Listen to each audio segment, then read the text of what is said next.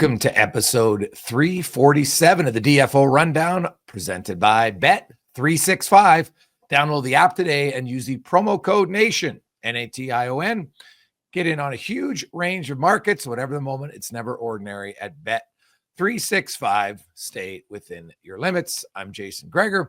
Welcome in Frank Saravelli, our final pod of 2024. And Frank, right after Christmas, kind of the inevitable. A lot of people thought a coaching change was happening, and it finally did in Detroit. And Derek Lalonde is out, and they bring in a new coach who started his NHL coaching career as an assistant. With Steve Yzerman was his captain back in 05-06. Todd McLellan takes over. Trent Yawney comes with him as assistant coach, who's been in Edmonton and LA and other places. What do you make of the move? Well, I guess we're going to find out if this is coaching related or if this is the players that Steve Yzerman put on the ice. I found it most interesting that Yzerman really seemed to crack under the commentary, the questions that came his way. I mean, did you see the clip that immediately followed in his press conference? If you've got any better ideas, please let me know. I mean, to me, this is relatively simple. It all comes down to player evaluation and performance. And I think at this point, with the teams that Steve Yzerman has repeatedly put on the ice, with the way that this organization as a whole has evaluated defensemen, with the way that this team has allowed this goaltending situation to, kind of continue to be the same thing year after year. And that's not a knock on Cam Talbot, but he's also not he's not the future of this organization. He's not going to be the bedrock and foundation of this team. I think it's fair to ask these questions at this point. I don't think Derek Lalonde's a bad coach. I think if he were to get a second crack, he would certainly be way better off for it. And I get the idea of bringing someone in like Todd McLellan, who will have structure, who, if he does go back to the system that he used with the LA Kings, will certainly benefit this team and their lack of defensive help. The trouble for me is what's the longer view future of the Detroit Red Wings? If they could make it a race and get in it this year, okay, I guess interesting, but I don't think this team's in any different position now than they were 3 years ago, which is the toughest part. Well, I look at, and you mentioned their evaluation of defensemen. Like, you look at Wallman in San Jose, and they decided to just get rid of him. And you kept Ben Sherratt, you kept Justin Holl, Jeff Petrie. Like, those are the guys you thought would be better. It wasn't that you just got rid of Wallman. It was that you never called around the rest of the league to find out whether or not someone would give you a better price for Wallman than the San Jose Sharks did. Yeah. There were teams that would have paid less, or some would have even considered taking on Jake Wallman for free, I'm told, had Steve Yzerman put in the work and made the phone calls. Yeah. Well, I never really understood that trade. You're giving him away, basically paying to take him away. You're paying for someone to take him, not giving him away. It didn't make any sense. And as far as this season goes, like, the Red Wings are in what are they? They're out of the wild. The teams chasing in the wild card. If we say there's top 6 teams, then they're the 7th and 8th spot. Only Buffalo is technically behind them because of they played one more game, but they're dead last. Any thought that they're going to chase that many teams and catch them, I think, is somewhat delusional. But maybe I'm wrong on that. And so you get better this year, which actually hurts you probably in the draft lottery. But I don't think you get that much better, because you're right. I'm just not sure their roster has the talent to compete. And when's it going to be getting better? The JT Compher still has 3 more years left on his deal. Andrew Kopp has 2 more years left on his deal. Alex DeBrincat has 2 more years left on his deal. And that's just the forward group. We were talking about the defensemen already and how poorly they've evaluated that position. Look, I wasn't kidding. And when Wings fans hated it earlier in the season preview, I picked the Wings to finish dead last in their division. And yeah, I figured it would be close, meaning there'd be a bunch of teams grouped together in that area. I just think I have a hard time really seeing a path forward for the Red Wings. And I know, a classy statement from Derek Lalonde on the way out saying that things are going to be getting better there. I'm not seeing it. Well, it's hard to find any instant turnaround, although all it takes sometimes is a few good moves by an organization, and you can get going on the right path. It's not that easy, though. I think that's obvious, but look at the move that Steve Staios made for the Ottawa Senators. Although I know that neither one of their goalies is playing right now, but you look at that acquisition to go out and get Linus Ullmark, right? It was an area that they had to improve on. Now their team defense is better too, no question. But so it's never just one, but it's a combination of moves, and suddenly Ottawa is now a legit competitive team for a playoff spot. No guarantee they'll make it, but at least they're seriously in the conversation. Okay, and this isn't a knock on the Sens because they've earned it. But are we even having this conversation about the Sens if the Rangers just totally don't fold up like a cheap tent in a soft wind? I mean, if the Rangers are holding down a playoff spot, the Sens are out. Yeah, but the Sens are they're only 2 points back of Tampa Bay, and they're 4 points back of Boston with games in hand. I get it, but what I'm saying is they've been the recipient of some an incredible collapse by the Rangers. Oh, well, or we all overrated the Rangers. Right? I don't think. I mean, getting to game whatever of the Eastern Conference, game 6 of the Eastern Conference final last year, I don't think we overrated the Rangers. I just didn't see this,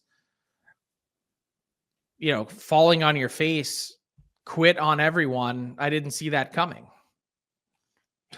No, but you look at like Ottawa points wise in the league, points percentage wise, like they're right there competitive for a playoff team. No guarantee they make it, but at least they've shown improvement to be there, right? Like they can only worry about themselves, and their organization made moves to get them better. Obviously, sometimes it helps when other teams stink, but at least the Sens have improved. The Sabres haven't improved.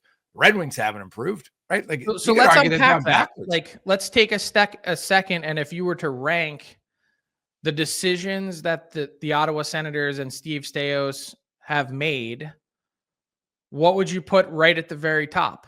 Would you put the coaching change? Would you put Ullmark?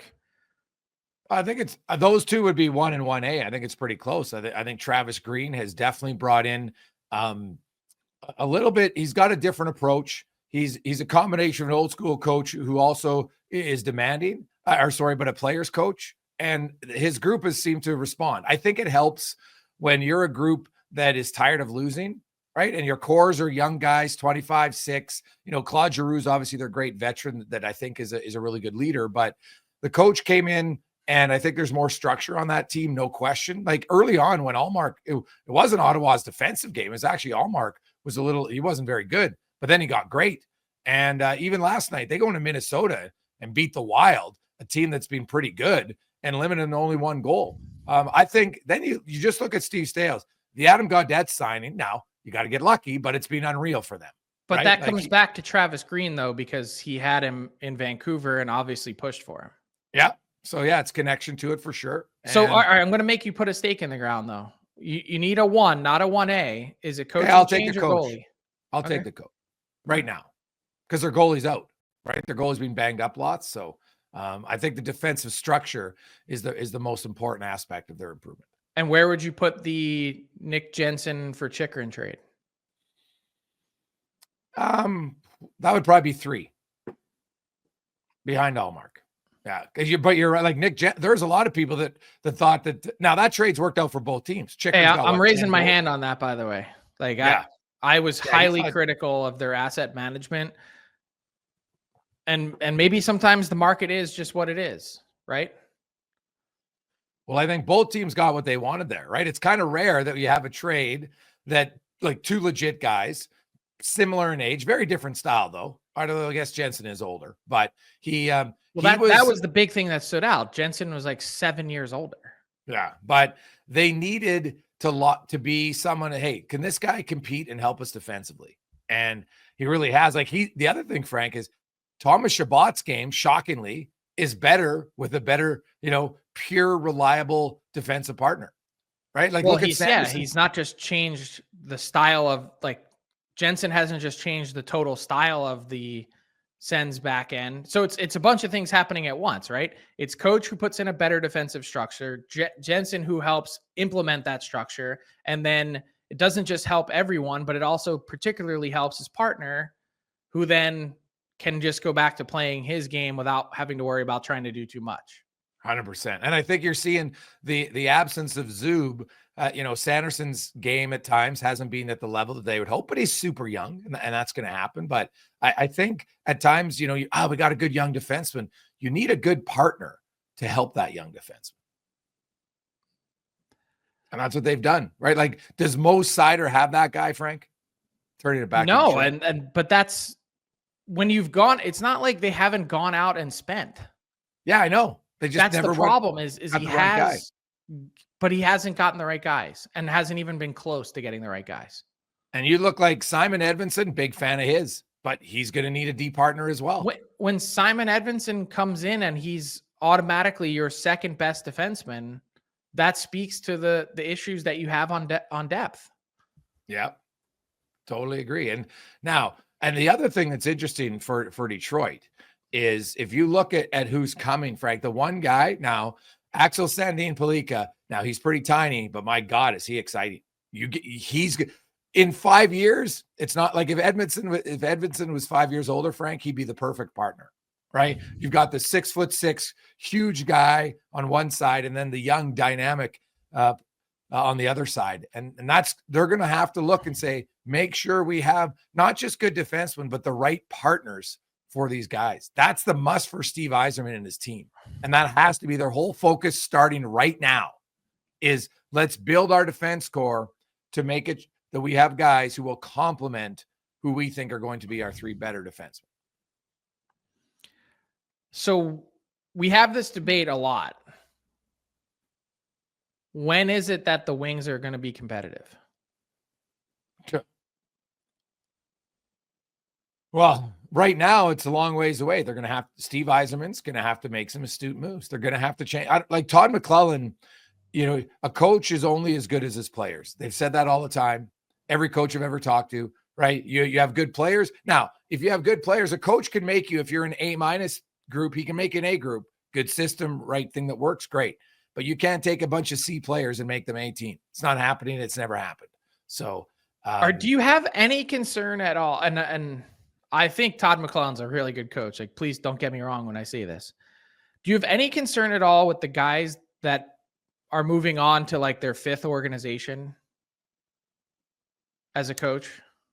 That's a good question. I mean, I'll give you an example, and I'm not in it. I'm not in there every day, but I can just my read from body language, and I'm really curious.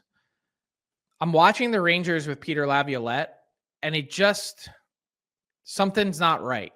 And I'm not saying that's all. Like, I think those players quit. Full stop. Like it is on the players. But when you see a coach go from organization to organization to organization, it's like wash, rinse, repeat. They don't do anything different. They don't change. Their messaging is the same. Whatever worked before is what they're sticking with. You can't teach an old dog new tricks. Like it's, and I'm not saying one hiring was right or one was wrong, but look at the length of time that Travis Green went from one head coaching gig to the other. You have some time to take a step back and rethink things. When you go from one job to the next, and they're all in short order, it's the same thing, the same conversation. You're just like quite literally changing the hat and the jacket that you're wearing for your warm up on the ice in practice. Well, in the case of sweatsuit. In the case of McClellan, he did have a very different system in Edmonton than he did in LA. So I'm curious to see. Now he had a different group of players too. So, and I'm not. This isn't directed at McClellan. Like, that's not my point here. My point is to ask the overall question of when we continue. And I'm not one of these people that sits here, believe me, and advocates. Oh, we've got the recycled, the retreads. I don't believe in that. Like, at some point, if you're a really good coach, you're a good coach.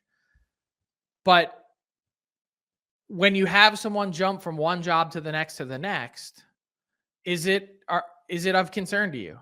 It's a fair question. I think it depends a little bit how much success they've had. How's their communication skills? That's number one.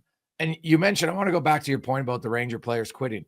Did they quit on the GM more than the coach? Oh, I think so. Yeah. I think they strongly rebuked the way that he's handled a bunch of things. 100%.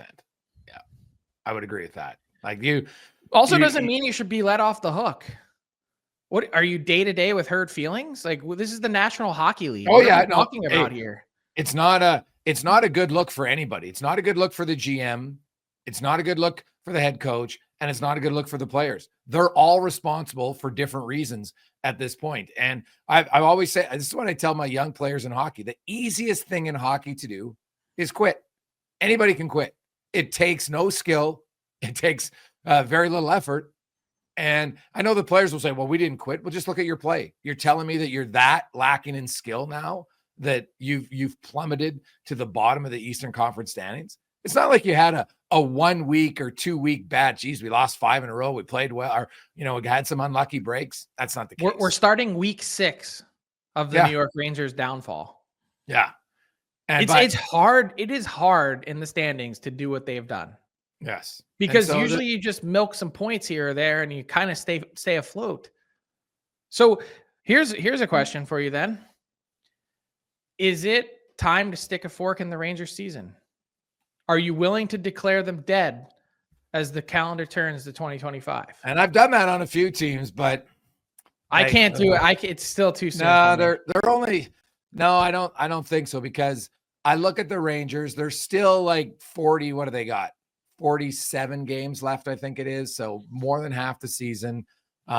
We saw the St. Louis Blues come back from the dead, and I don't even think they were as talented as the Rangers are top to bottom.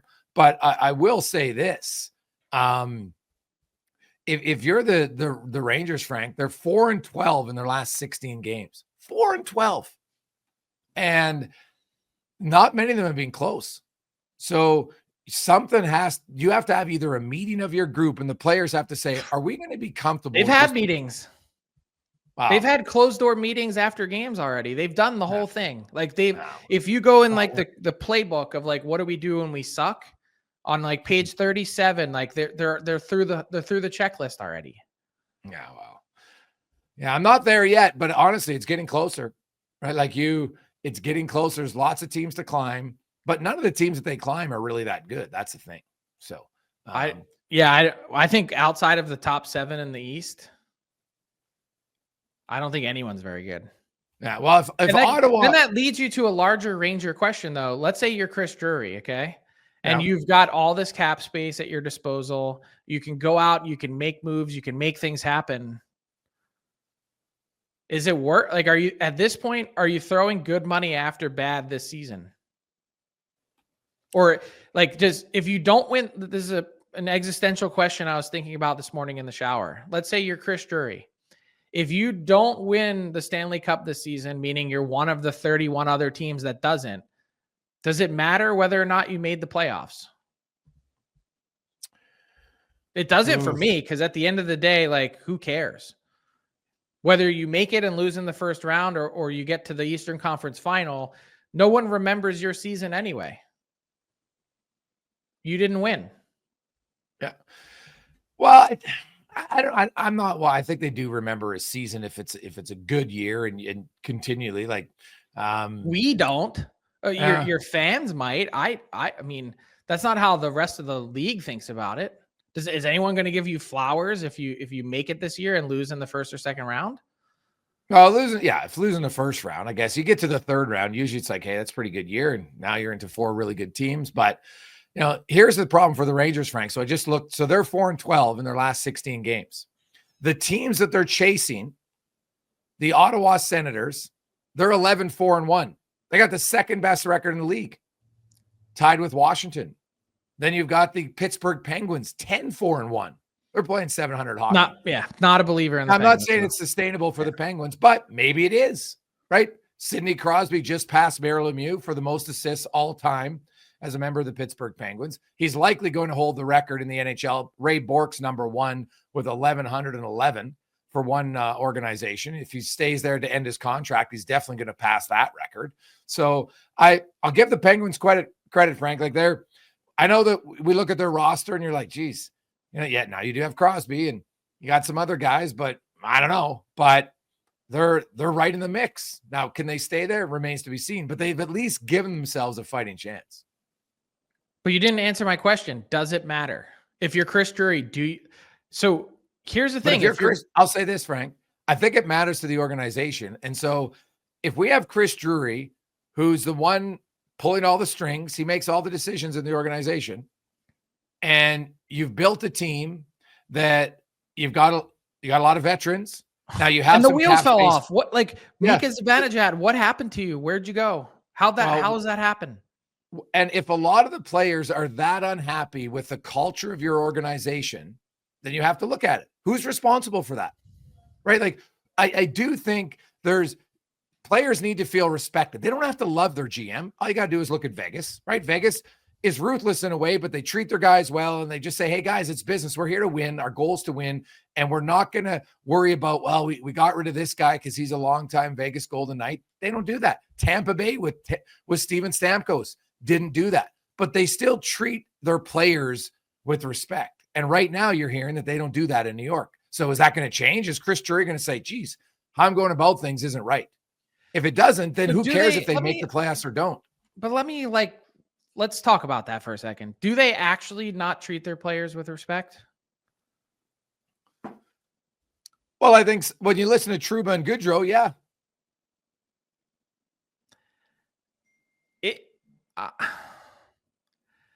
I don't know. I don't think anyone's ever been disrespectful. Have they been ruthless with the way that they manage assets? Maybe. But if it were my team, I'd have to consider doing some of the same things anyway. Yeah, but there's ways to go about it, right? Like in Vegas, they just said, Marcia, so we're not going to give you the extra year. Like nothing personal. We're not doing it. And they walked away. Steven Stamkos. It wasn't even that. It was just total dollars. He just had more total dollars on the table. They found a way to get really close, and they wanted him to take deferred money to push the AAV down, and he wouldn't do it. It's his personal preference, but I don't think there wasn't any love lost there on the way out. Like, I think I know because it's treated different, right? But hey, Goodrow, we sign you to the. But the Rangers treat their players arguably better than any other organization in the league. I mean, they're right at the very top. The way you get treated as a Ranger is just different than anywhere else. It just is. Think? Oh, why? I know. Go talk to players. There's the Rangers way of doing things, and then there's everyone else. So I guess that kind of brings me back to my point. Do you think they spend more money on things than the Toronto Maple Leafs? Well, yeah, they actually are. They have more revenue and more. Yeah, they do. Yeah. Well, what do they like? And I talked to guys who played in Toronto, played other teams. They're like, yeah, I mean, I'm saying it's right up there. It's the same or better. But treating players up, like giving them all the bells and whistles is one thing, Frank. But if your guys are on pins and needles all the time because they feel like, you know what, hey, that's what a high pressure, high profile organization is like. You don't sign guys to no trade clauses and then get mad at them. Then they say, no, I'm going to abide by it. Like, whose fault is that? So what's worse? A team that this same conversation reminds me a lot of the Vancouver Canucks. Last year, we didn't hear a bleep all about Miller and Pettersson as that team advanced nearly to the Western Conference Final. Not a word. Yeah, but that's not from the team, though, Frank. But that's different, isn't it? Like, that's the media. But we didn't hear anything about the Rangers' culture sucking the last few years. They went to the conference final last year. All of a sudden, the culture is so rotten there that this is the part that we've walked either that. Well, the players are so insanely entitled and have such thin skin that they can't handle it. Because that could be a combination of both. So you brought up the Leafs. And so we know that the Leafs also treat their players extremely well. What do they have to show for it? They're the most coddled organization in pro sports potentially from every angle. Yeah, they just, you know what? Well, where's their if you look at success been? At least the Rangers you can point to and say, hey, you know what? We've won a bunch of rounds and we've been on our way. Yeah, no, that's valid. But the Leafs have been a really good team in the, like, what they got, 6 100-point seasons. Only Boston has more. They don't have playoff success, but I don't know if I can blame that on management, right? Like, when you get to the playoffs, you built your roster. Now, we could argue that they have, but one year they scored, they couldn't defend. Last year, their big guns don't score. I don't know if I blame the GM or the coach because Matthews, Marner, and Nylander, Tavares don't score. Like, I put together That's what they players. did. They iced Sheldon Keefe, and now he's having tons of success in New Jersey. Yeah, but Toronto's having tons of success without him too. Yeah. I look at the Rangers, and at the end of it, we'll move on. I'm just curious. What is the root of it? Do we really think, like, I just wanted to unpack the idea of disrespectful. Like, Chris Drury, I think is all class. People may not like the way that he's gone about it because he's used workarounds or threatened. Yeah. He's threatened to use workarounds. But at the end of the day, when you've got contracts that you need to move to better your team, not any one guy or one person is bigger than the team. And that's been his message, which is, Barclay Goodrow, your playoff run was outstanding. We love you. Thanks for your service here. But there's a contract that doesn't work for us anymore. And if you're not going to work with us, we're giving you options on the table. If you're not going to work with us to work around it, then we're going to need to work around it on our own. And same thing with Jacob Trouba. You don't think that he went to Jacob Trouba in the summer and said, look, we'd like to do something here. What are some of the places you would consider going to? You don't think that was an actual conversation that was had between Chris Drury and Kurt Overhart? And if you're going to then step back and say, you know what? I'm living on principle. I'm not going anywhere. I want to stay me. Well, at some point, that's on you. The team's coming to you and telling you you're not part of our plans and part of our future. So if you're not willing to accept some of that and say, hey, I've got some measure of control here, I can decide potentially where I go play. Maybe I should take them up on that as opposed to them doing it for me. It's multi-layered here. It's a give and take. It's not just Chris Drury ruling with an iron fist. No, it's not. I agree. Hey, it's the whole organization right now is rotten. The players and the players clearly aren't on the same page as the management or the coach. I think that's obvious. But the question is, how do they fix it? I don't think it's that easy. No, I agree. And I think they've got to take a long, hard look at some of the vets on that team that, unfortunately for them, aren't close to living up to the production that are signed long-term. And I just don't know the easy way out of that. Mika Zibanejad has I think a full no move through 2029. What are you going to do? Well, make it go public. That seems to work. No. Hey, let's talk at that point, the gloves are off. You might as well do whatever you need, but they can't waive him. So that's what the no move is. Let's go to another big city on the other side of the country. Maybe he's not getting a lot of credit, but the Los Angeles Kings, 5th best record in the NHL right now, 5th best points percentage. They're the 3rd best defensive team in the league. Kopitar is playing great. They don't have Moore right now. They haven't had Doughty basically the entire season, and they're playing great. Jim Hiller got to be in the conversation for Coach of the Year, I would think, as we near the midway point of the season. I think Anze Kopitar is having the best season that no one talks about, and not for that's not to downgrade the Jim Hiller talk. I still. This is going to sound funny to say. I don't know what Jim Hiller is or isn't right now. Well, you know what he is? He came in a good situation. He was there last year, and he saw the players are like, hey, guys, our system stinks. It's no fun. We don't want to play it anymore.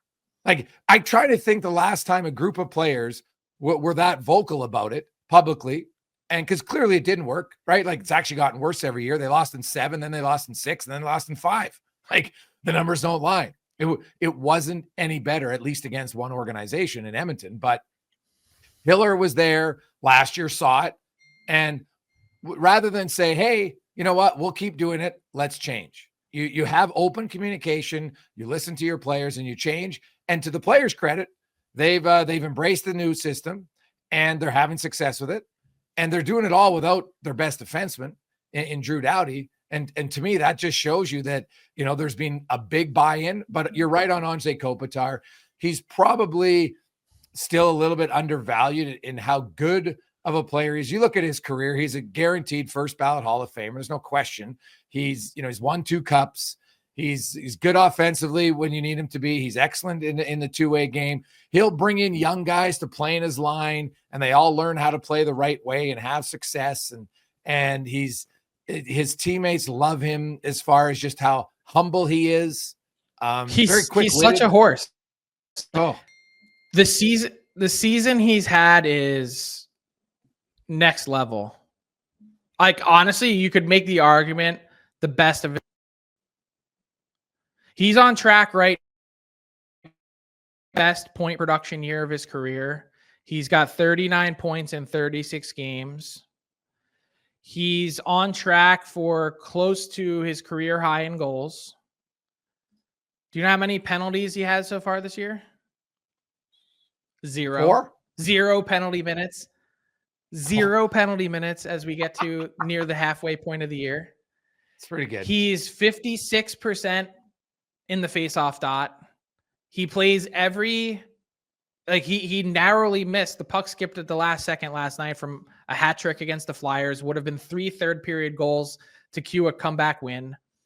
I mean, he's the best player no one's talking about. Yeah, well, their teams play.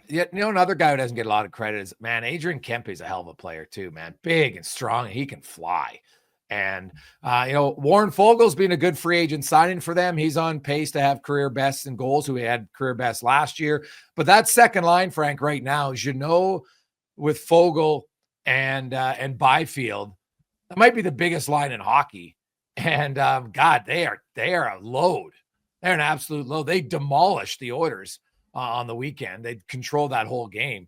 And big, fast, strong. Quentin Byfield, I know he had a little bit of a slower start, but he's really come on here the last few weeks. And guy who can move like that at that size, and now you have him and Kopitar as your 1-2 center punch. Oof, that's a good option for them. They've looked really good. Now,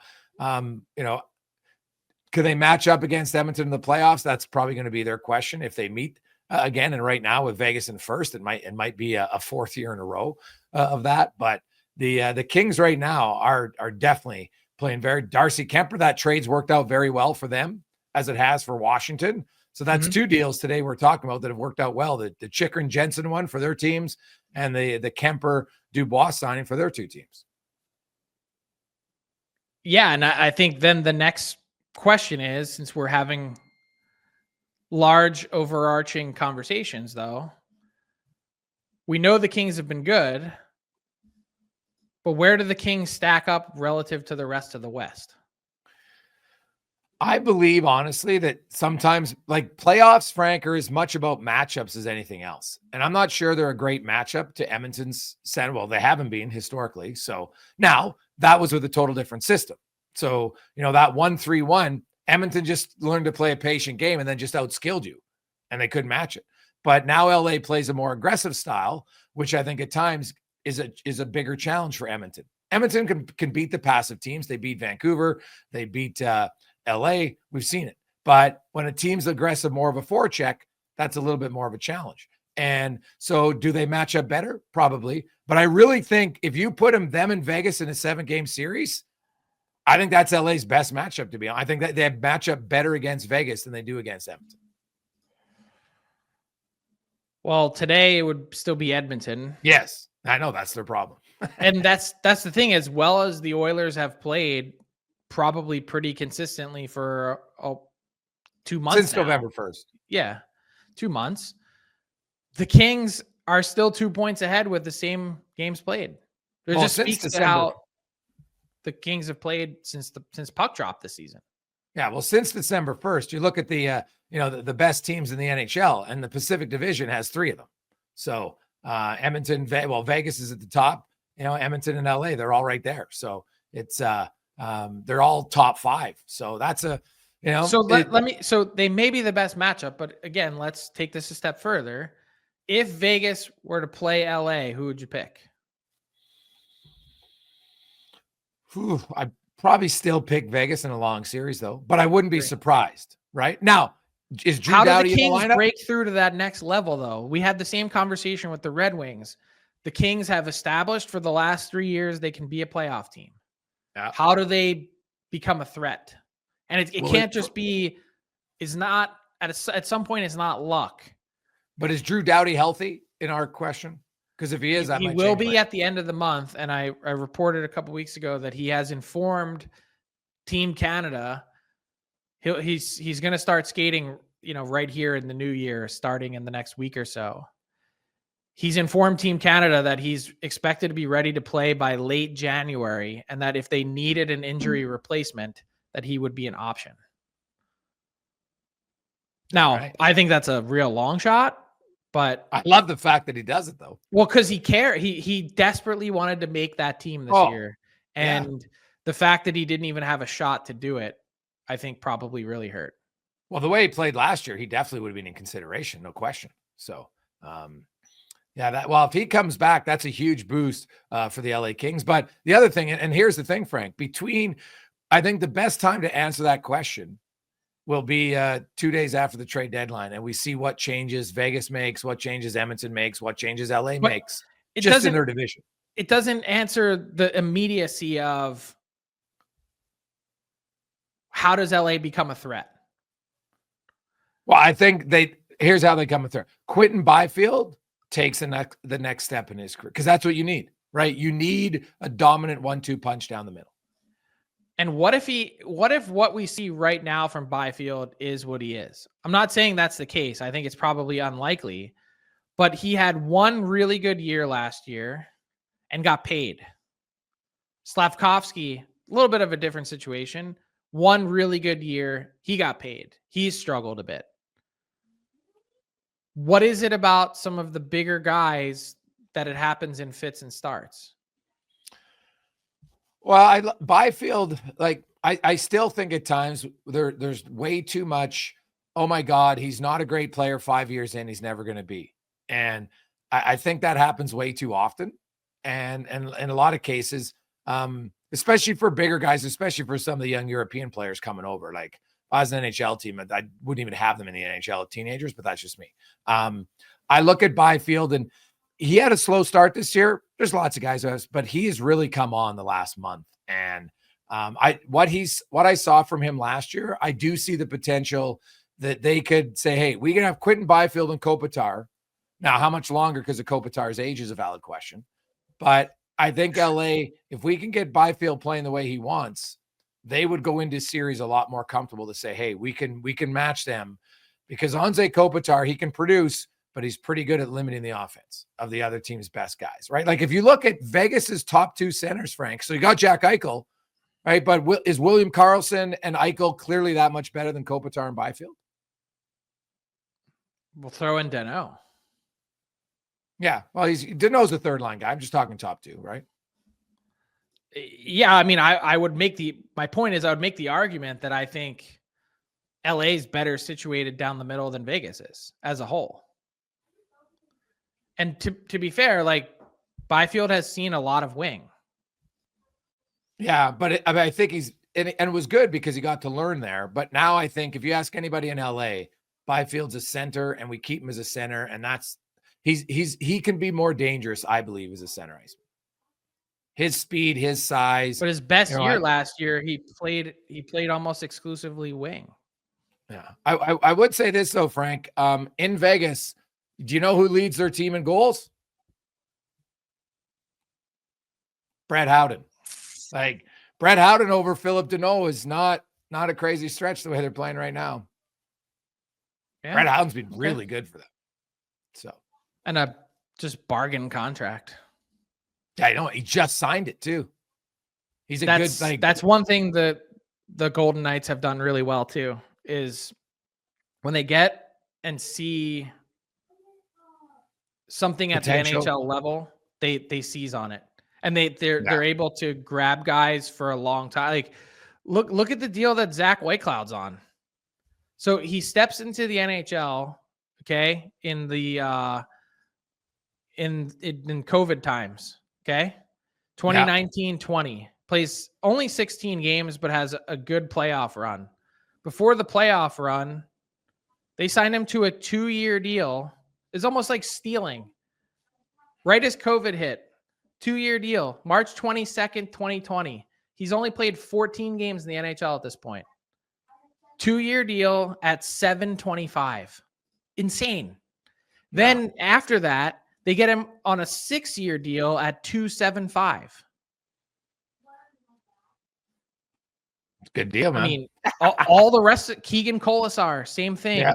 $2.5 million. Like, the guys that have fit for them, they were just like, hey, let's do it. Let's give them a little term. Let's keep the number reasonable. These are important parts of our team that we can't let walk. And they get out in front of it ahead of time. Frank, let's bring in Tyler Yaremchuk to the pod. Ty, how you doing? I'm doing great, boys. Hope you all had a Merry Christmas. Happy holidays. It's time for Buy or Sell, brought to you by our friends at Bet365. Download the app. Use the promo code NATION to get in on a huge range of markets. You guys talked about the Rangers, by the way. Bet365 has them at plus 210 to make the playoffs this year. So implied odds somewhere in like the 35% range if you're into that kind of stuff, or maybe you believe the Rangers can turn it around. But I wanted to start with another big story from the last couple of days in the NHL. Alex Ovechkin is back. The great chase is back on. He needs 25 goals in 47 games to do it. So the simple question is, buy or sell? Can Ovi get 25 goals in 47 games, Greggs? Well, come on. Of course. God, he might get it at the rate he's on. He's got 17 goals in 20 games this year that he's played in. Like, are you freaking kidding me? It's unreal. So he is...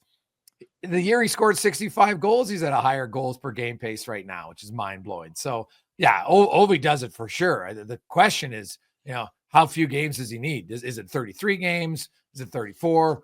What does he need? Like, that's 40. Come on. Unless he's injured again, there's no chance he's not getting it this year. Yeah, the fact that he started with back-to-back games as a 39-year-old after not playing in 6 weeks, that's crazy. Back-to-back nights, 2 goals. Yeah, sign me up. In his last 4 games, guys, 7 goals for Ovi in his last 4 games. Like, he is a machine right now. And I like the excitement that chase will have for his team is, teammates like Ovi's a big personality, right? He's always been fun. And he wants it. They're going to want it. Like, that's just such an easy thing to have guys excited to come to the rink every day, because every player there's like, I'm going to get to tell my kids, I'm going to tell my grandkids, I was there with Ovi, right? Hey, maybe I got to assist on his record-breaking goal, or just watch it from the bench. That is such a fun thing for his entire team to be a part of. 17 goals in 20 games now on the season for Alex Ovechkin. Again, needs 25 in the final 47 to break Wayne Gretzky's record. Next one I got for you guys. You spent a decent amount of time kind of talking about that mushy middle part of the Eastern Conference, where there's the Sens and the Penguins. Who knows if the Rangers get back in the mix, maybe even the Red Wings. But I want to ask you guys about the top, because it's pretty interesting. The New Jersey Devils are the favorites on Bet365 to win the Eastern Conference this year at plus 450. You buy or sell on the Devils being the best team in the East right now, Frank? I'm selling on that. I wouldn't buy them being the best team in their own division right now. And that's not a knock on the Devils. If I'm picking one team, the way that they've played, stacking it up next to each other, which team is better suited for playoff success, I'm going Caps over Devils right now. And I wonder if I'd even go Canes over Devils. So if I were to pick best team in the Eastern Conference, I'm still sticking with Florida for the time being. But in terms of the division, I like what the Devils have done this year. I think they've been a fun team to watch. And I think that the way that they've defended has been night and day different than last year. Under Sheldon Keefe, I think it's been a commitment from players. I think the the way that the vets that they brought in on defense have been huge. I need to see it in the playoffs first before I'd have them winning the East. Yeah, I'm selling too. I in their own. I'll take Washington. The Capitals, their best goal scorer was out for 18 games. I don't even know how many he missed, and they didn't really like their 5-on-5 scoring went down a bit, but they're still winning. They got a higher points percentage. They got the same amount of wins. They played 3 fewer games. I'm going then. I would say this though. Here we are at game 36, 37 for most teams. And if you look at the top 8 teams, 3 are in the Metro, 3 are in the Pacific, 2 are in the Central. Not one's from the Atlantic. Kind of surprising. Yeah, that is pretty crazy.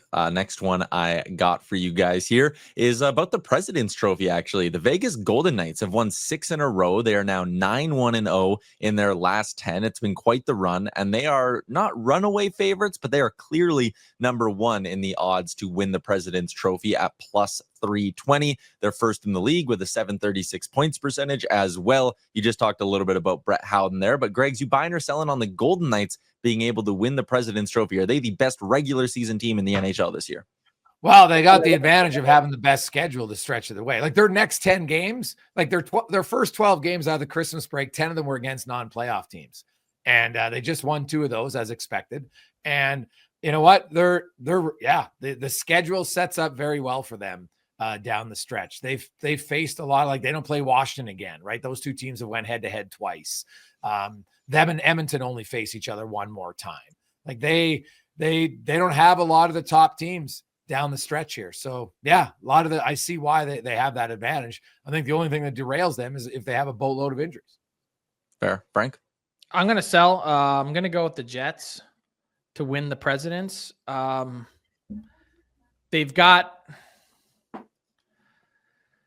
They're neck and neck with Vegas, just a little bit back in terms of points percentage. But to me, it's goal differential that stands out. 16 goals better so far in the goal differential category, 50% better than Vegas. I have to think that over the last half of the season, that goal differential category, although some of it may be skewed to that 15-1 start, but anytime you've got Hellebuck in net, I'm a believer in the goal differential category that they've got an edge on a bunch of the teams in the East in points that I think the Jets can be the team that wins the Presidents. There you go. One more quick one for you as I walk out. They do have updated odds on who's going to win the World Juniors this year as we get set for that big New Year's Eve matchup tomorrow night between Canada and the USA. The Americans are favorites, plus 140. Canada in second at plus 160. But why is no one giving Latvia any love? They're all the way down at 200-1. Maybe? Have I bet on dumber things? Probably. Anyways, that's a wrap on this week's edition. Sweden at? Sweden's at 5-1. Ooh. That might be the one. Yeah, especially if Canada and USA eliminate each other early. Could be interesting if you study the bracket a little bit. All right, there you go. That's a wrap on this week's edition of Buy or Sell, brought to you by Bet365. You heard it here first. World Junior and Four Nations sweep for the Americans. Oh, we're dreaming. Okay. I'm dreaming. Okay. The defending World Junior champs. They might win the World Junior, sure. They're not the favorite, and they ain't winning the Four Nations. Okay. Sidney Crosby will be leading Canada to a Four Nations victory alongside McDavid and McKinnon. Mark that down. Let's get to the final segment here on the rundown, brought to you by Fountain Tire. Go to fountaintire.com because not only will you get great tire service, you get great vehicle service. You got a rattle, all of a sudden you're like, what is that? I have no idea. Well, Fountain Tire can help you out. Find a location near you at fountaintire.com. We're on this road together. Frank, a few things happened over the weekend, not the weekend, but yeah, I guess it is the weekend. Lost track of days here during the Christmas break, but Patrick Kane, 1,300 career points. He's now 74 points shy of Mike Modano. He'll need 75 to pass him to become the highest scoring American of all time. And I got to think Patrick Kane's playing again next year, right? I think that, 50 points next season, 25 points the rest of the way this year. Let's just go, kind of low end numbers. But, Patrick Kane, when you rank him amongst the Americans, well, he'll have the most points. Is he the best American player of all time?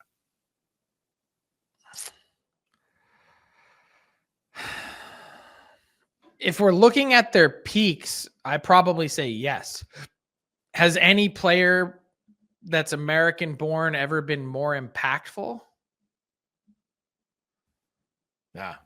Probably not. No. I mean, it is interesting though that not very many people talk about Brett Hull.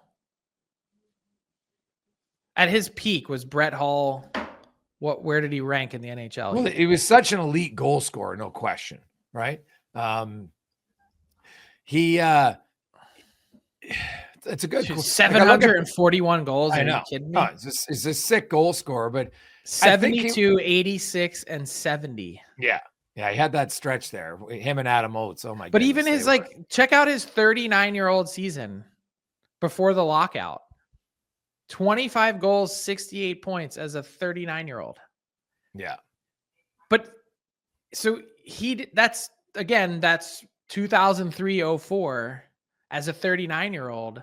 Patrick Kane won't play till he's 39. I mean, he might want to. No. I'm not seeing it. Like he's fallen off toward the end. And I think, obviously the injury has played a big part in it, but Patrick Kane this year, he wasn't even a conversation for Four Nations. No. And he's 36. He just turned 36 in November. Yeah. So at his peak, I'll say yes. Is he the best career? I'm not saying Brett Hull is either. It's open for debate. Is he the best? Is it the best career? I think what separates Kane, and Chris Chelios might be the other guy to put in the conversation, but what separates Kane for me was his playoffs and he has this clutch gene to him that he scored so many huge goals. And like Patrick Kane for many years, I believed, puck on a stick, offensive zone, most dangerous player in the league. Agree. Like he would do that circle come up to the blue line, and you'd be like, oh my God. You could just see, collectively defensive boiling their pants, like, oh my God, what's this guy going to do? Because he's going to embarrass us. Because he could dish, he could dangle. God, when he had the puck on his stick, he was so electric. And that's kind of that's why I put him at the top. And then come playoff time, he always scored big goals for the Blackhawks. I think he is the best American-born player of all time. To answer your question, I think the answer is yes. But is it how wide is the margin? Yeah, fair. I would say that it's closed considerably the last few years. Yeah. Well, Brett Hull is definitely the best goal scorer American. There's no question about that. Austin Matthews might give him a run for his money. Probably we'll see. will. And Chelios is clearly the best American defenseman. I know Brian Leach was good, but I'd still take Chelios over him for me. And Mike Modano was exciting as all hell, but Modano obviously won a cup and was huge in Dallas. Maybe just because Kane won more. Kane is still 92 points away from Hull. As American, I think Modano, they say, is 1374. NHL has Modano as the leading American player. So is it because Hall's dual citizen? Well, no, Hull represented the U.S. internationally. Yeah. Well, let me look up how they worded it so we get the proper wording. Where is Kane? Fourth act, second. Oh, Belleville, maybe it's Ontario. They're going U.S. born, right? Is that why? I guess, but I mean, any person who went through the system and wore the American you're flag, right. That's totally valid. So they're going U.S. born. He spent his life growing up in the U.S. and played U.S. college hockey. Like I'm just, yeah. No, he should be right. So I guess they have two different categories: U.S. players and U.S. born, which is silly, ridiculous. So who else would even be in the conversation, though? That's the thing. Well, Matthews is the guy who's putting himself in that conversation for sure, right? He's still really young; he's got ways to go, but he'd be the only other one I could think of. You, yeah, Patty LaFontaine, too short of a career, but man, he had some unreal years. Unfortunately, concussions ended his career, but he was God, what he had 148 points one year. He's a pretty dynamic player. Yeah, Austin Matthews is less than 400 points away now from being in the top 10 of all time. Yeah. So, no, I think he's got a very good chance that he'll be up there. But you know what? The one concern, you hate to say it, is health for Austin Matthews. Right? I agree. And this latest, I know they're saying, he's skating, not a big deal. He'll be fine. We've talked about it briefly, but if you're the Toronto Maple Leafs and you get to February 8th and Austin Matthews still isn't right, how do you feel about him going to Four Nations? Here's the other part. How could you possibly say no? Yeah. Yeah. Best on best, man. They want to play there. They want to challenge themselves. So maybe that's part of the reason why they're being ultra cautious, as they should be. Like, Toronto's good enough to make the playoffs without Austin Matthews. Everybody knows in Toronto, their whole success now is we got to have some more success. The bar is all about success. And that's fair because they've been really good in the regular season. So to me, have Matthews. I don't care if Matthews skates for a month and doesn't play, because they're skating and you're out in practice, Frank, and you're taking shots. That's not close to a game, right? Like, you can have guys skate for a month before, like Ovi skated 2.5 weeks before he came back and played. So if guys skating is one thing, and to me, you want to see him in hard practice, in some battle drills before he's close to playing. And there's no reason to rush him. If I was Toronto, I would be like, guys, come out. We're not rushing Austin back. End of discussion. He'll be ready to play when he's ready to play. He's skating now, which is a good sign, but skating isn't ready to play the game, and we're not rushing him back. Full stop. Because he came back for one game and now he hasn't returned. So, but that's clearly what they've said. So what they're doing is what you've said. I'm just asking the 5 weeks from now question. Well, maybe that's part of today's, maybe Austin Matthews says, guys, I really want to play there. So we're not, we're going to better me, but we're going to better the team. And luckily the team right now, like John Tavares, hey, give John Tavares and Mitch Marner a lot of credit. Like, they playing great in his absence. Going to be interesting. Quickly, a few other news and notes from around the league. When you look at trade, so now the trade freeze is back. It's done. Frank, you look at teams. We know we're just over 2 months from the NHL trade deadline. Do you think there are some teams, we mentioned the Rangers and others, that actually have a fair amount of cap space? Mm-hmm. Do you think they have to wait? Or are they going to say, Nope. let's get ahead of some of these other teams and let's get working here in January? What are your sources telling you about the trade market? Well, the longer this goes on for the Rangers, we started to talk about this. Jim Dolan is going to want a body on the tarmac. It's just a fact of life. Whether it's Peter Laviolette, whether it's a player, whoever it might be, the longer this drags on, he's going to get impatient. The argument to make, I think, if you're Chris Drury is, and let's see what the standings look like in another 2 weeks from now, why trade with a half deck? Meaning, we can't be a trade partner to all 31 other teams right now, but we can in the summer, because that's when the playing field is level. So the Rangers are definitely a team to keep an eye on, regardless. If we're talking immediacy, the next few weeks, Vancouver Canucks, they're another one. Nashville Predators are still looking around to see what they're going to do. And then as we get closer and start getting into trade deadline season, that's when I think you're going to have other buyers start to step up. You're going to have teams like the Canes, and you're going to have the Devils and the Caps, and I'm sure Vegas is going to want to do something. Winnipeg's going to be in a position again.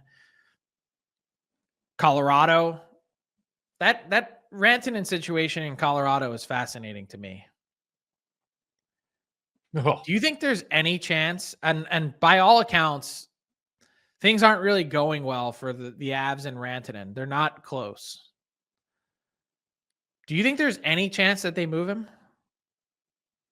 God, no. I don't think so.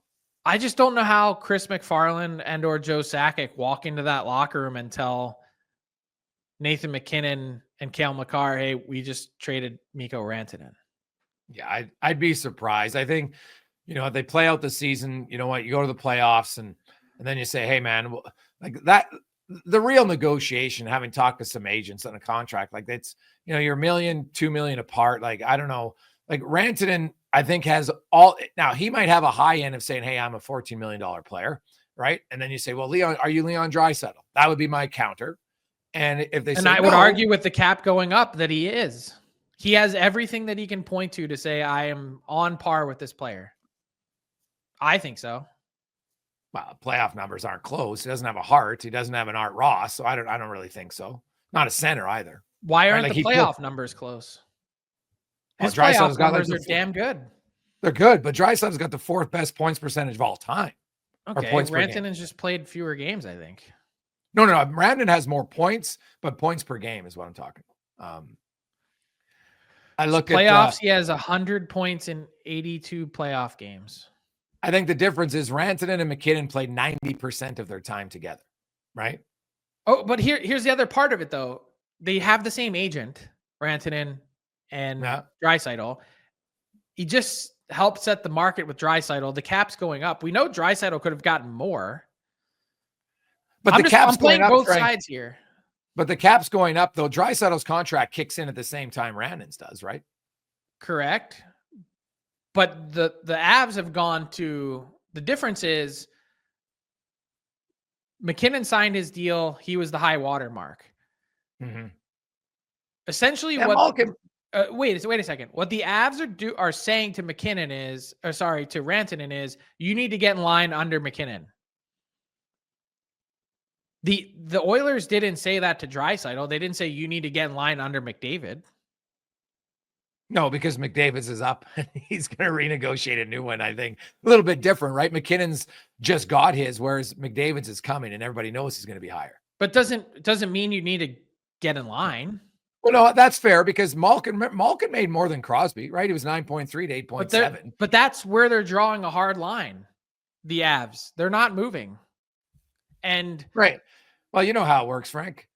It's easy to draw the hard line in December when there's no urgency to get a deal done. I disagree. I think the Avs have urgency to get a deal done. And I wonder if we get closer, does push come to shove and they say, hey, we've got to get something back for this guy. Oh, that would be an unreal conversation. I'm just saying that is a conversation to watch between now and March 7th. I'm not saying it's going to happen. I'm not saying it's likely. I'm not even saying that Mikko Rantanen's going to be on my trade board. I just think you have to think about the long-term ramifications for the Colorado Avalanche. Yeah, no, that's fair. I still think I don't think he gets traded. Now, does he sign?